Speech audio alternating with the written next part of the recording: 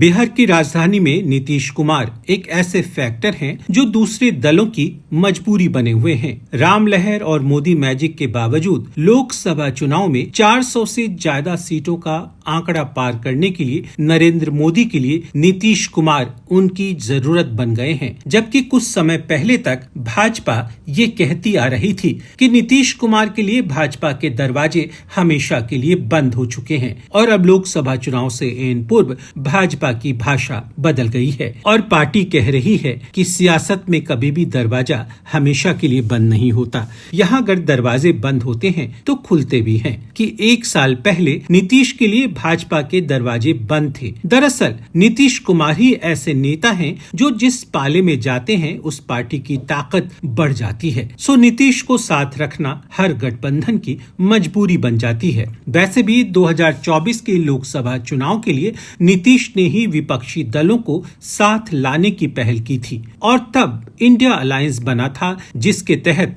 नीतीश कुमार की प्लानिंग 400 लोकसभा सीटों पर भाजपा के खिलाफ अलायंस के उम्मीदवार को उतारने की थी और भाजपा के साथ नीतीश कुमार के जाने से इंडिया अलायंस बिखर जाने की पूरी संभावना है। भाजपा यही तो चाहती है और भाजपा के लिए लोकसभा में 400 का आंकड़ा पार करना नीतीश के साथ आने से आसान हो जाएगा। भाजपा को इस बात का बखूबी इल्म है कि नीतीश के साथ आने से 22% वोटों का इजाफा उनके पक्ष में हो सकता है। 2019 में भाजपा ने जेडीयू के साथ मिलकर चुनाव लड़ा था, जिसमें एनडीए गठबंधन ने 40 में से 39 सीटों पर जीत दर्ज करा ली थी। 2015 में जब नीतीश ने आरजेडी के साथ मिलकर चुनाव लड़ा तो जेडीयू के खाते में 22.3% वोट गए थे। दरअसल बिहार में नीतीश कुमार की सजातीय कुर्मी जाति का वोट लगभग 5% के आसपास है। वहीं कोयरी वोटों का आंकड़ा भी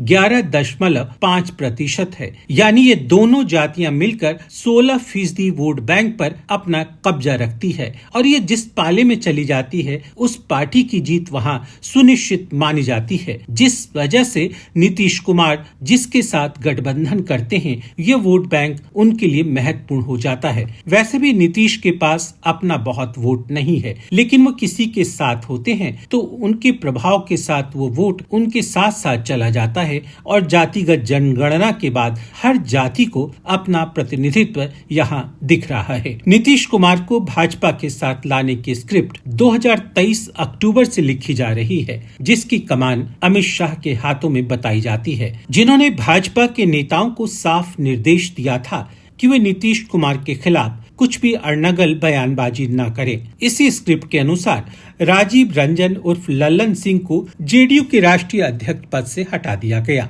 अमित शाह ने 7 नेताओं और 2 नौकरशाहों की टीम को नीतीश को भाजपा के पक्ष में लाने के लिए लगाया था। अमित शाह के भरोसेमंद केंद्रीय गृह राज्य मंत्री नित्यानंद राय इस टीम को लीड कर रहे थे। नीतीश के करीबी रहे सुशील मोदी को भी नीतीश को मनाने का जिम्मा सौंपा गया। वहीं जेडीयू की तरफ से संजय कुमार झा, जिन्होंने 2017 में भी नीतीश कुमार को भाजपा के साथ लाने में एक अहम भूमिका निभाई थी, उन्होंने शाह की लिखी पटकथा पर पूरा काम किया। इस कड़ी में पटकथा को अमली जामा पहनाने का काम राज्यसभा के उप सभापति हरिवंश ने भी किया। वे नीतीश कुमार के काफी करीबी बताए जाते हैं। भाजपा के राष्ट्रीय महासचिव और बिहार के प्रभारी विनोद तावड़े भाजपा के बड़े नेताओं और बिहार के नेताओं के निरंतर संपर्क में थे कि वे कहीं कोई बयानबाजी या सोशल मीडिया पर कमेंट न कर दें। नेताओं के अलावा पीएम से जुड़े ब्यूरोक्रेट्स भी अपना महत्वपूर्ण रोल निभा रहे थे, जो नीतीश के करीबी रहे हैं। 7 जनवरी को पटना में इस विषय पर भाजपा के नेताओं की एक अहम बैठक हुई। इसके बाद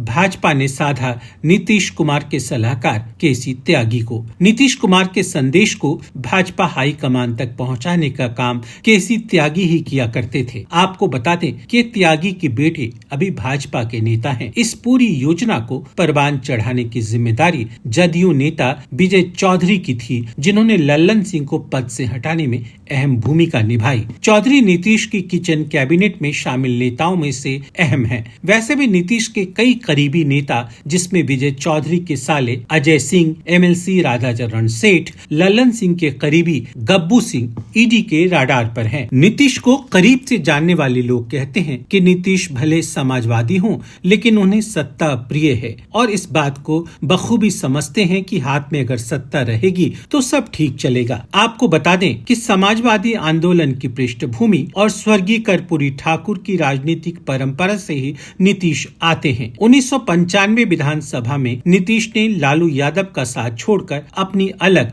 समता पार्टी बना ली थी और 1995 का चुनाव हारने के बाद 1996 में भाजपा से ये कहते हुए हाथ मिला लिया था कि भाजपा के 3 विवादास्पद मुद्दे राम मंदिर, समान नागरिक संहिता और कश्मीर में अनुच्छेद 370 पर वे अपनी अलग राय रखते हैं और गठबंधन में इन सवालों को कोई नहीं उठाएगा। सो नीतीश कुमार का अवसरवादी रूप सामने दिखता है कि सिद्धांतवादी बने रहने के साथ साथ सत्ता का सुख भी वो निरंतर भोगना चाहते हैं। गौरतलब है कि गुजरात के गोधरा कांड के बाद भी नीतीश ने बीजेपी का साथ और केंद्रीय मंत्री का पद नहीं छोड़ा था। जब 2013 में बीजेपी ने नरेंद्र मोदी को पीएम पद का उम्मीदवार बनाया तो नीतीश ने एनडीए से ये कहते हुए नाता तोड़ लिया था कि प्रधानमंत्री पद के दावेदार का व्यक्तित्व खुरदुरा नहीं होना चाहिए। 2015 में जब बिहार विधानसभा चुनाव में संख्या बल की कमी को देखते हुए नीतीश कुमार ने अपने घोर प्रतिद्वंदी लालू प्रसाद यादव से हाथ मिला लिया और फिर मुख्यमंत्री बन बैठे। फिर 2 साल बाद भाजपा से हाथ मिलाकर लालू यादव को अकेले छोड़ दिया। यानी व्यवहारवादी नीतीश भाजपा की लहर में अब पुनः सत्ता की सवारी गांठने को तैयार है। हमारे वीडियोस को देखने के बाद लाइक और सब्सक्राइब करना बिल्कुल ना भूलें।